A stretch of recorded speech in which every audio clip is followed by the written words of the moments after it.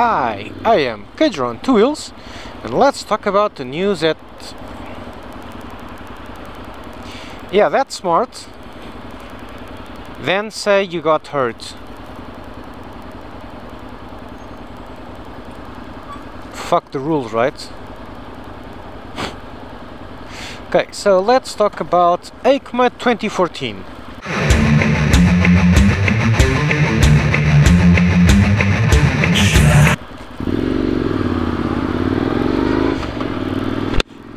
So, the show is on and news are coming in hard and fast. There's a tiny little KTM 390R. Looks weird. I like the looks, but it looks kind of weird. There's an even tinier R version of the KTM 125 Duke. There's loads of stuff from Honda. We'll get to that in a second. There's also some cool stuff from Yamaha. So, Yamaha first. The two brands that I've been monitoring more closely have been Honda and Yamaha for obvious reasons. So, Yamaha first. Yamaha has released the MT-07, which is a two-cylinder MT. Supposedly, I think it means maximum torque. So, it's a cheap, under 6,000 euros, two-cylinder, 75 horsepower and loads of torque bike, more torque than this one. So it should be a direct competitor to the CB500F and the NC700S. I don't know. Seriously, depends on its fuel consumption, because oh, hang on, this, I have got to let this guy go past. Just check out the bike that's behind me. Wow, huh? Awesome. So, as I was saying, it depends on the fuel consumption, because the main selling point for those bikes, the CB500 and this one, is actually it's being extremely frugal on gas. So, I am aching to get my hands on the 07 MT-07 to try it out and see what's what. Especially see its fuel consumption and see if it's comparable to these retardedly frugal bikes that Honda has been throwing out. On the Honda parts, they look like they're shooting themselves in the foot. Here's the deal about what I don't like about the 2014 lineup. First off, they increase the CCs for their mid-range bikes and decrease the power. So you get this really odd result in that you have a 600cc bike with 100 horsepower, which is the Hornet, and then you've got the new one which has 50 more cc's and 15 less horsepower at 85. What? Who the hell took that decision? It really doesn't make sense. So I don't know, there's some kind of hidden meaning. There's also one other danger, that in Portugal, if a bike goes over 650 cc's, it pays double tax immediately. So it jumps from about 60 euros to 120 a year.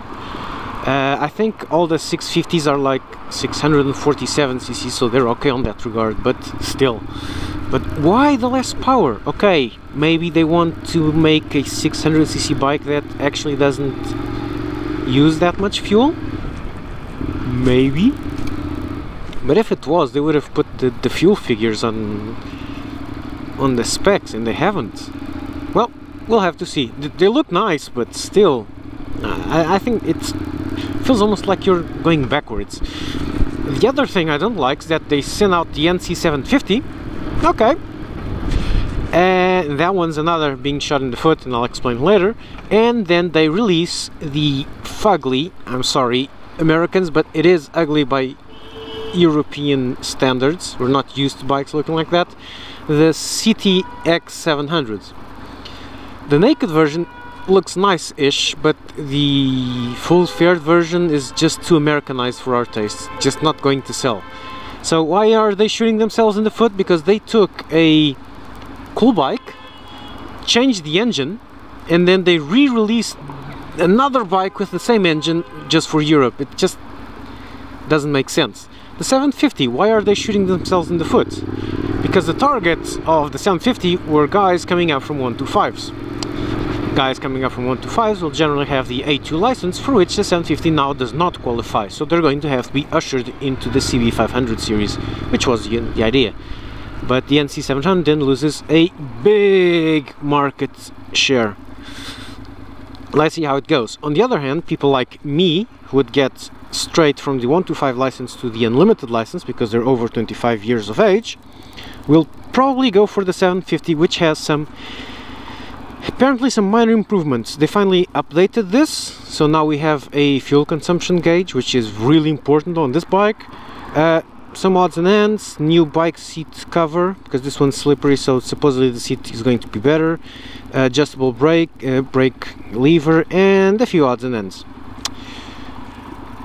So that's basically it. I'm not really monitoring Kawasaki or the really big bikes. I'm monitoring the bikes I usually ride. There's no sense of me talking about the big choppers or the CTX 1300 because I'm not going to get that. So you know where I stand. I think the 750 was a bit of a shot in the foot because this bike is really popular here. It outsells every other bike combined, every other big bike combined. So, don't know. Let's see how it goes. I just cannot wait to get my hands on the new ones. It's gonna be awesome. Loads of test drives incoming. Oh, you'll see. I'll just be hammering all the dealerships saying, I want to try this bike, and that one, and that one, and that one, and the other one. Get your out.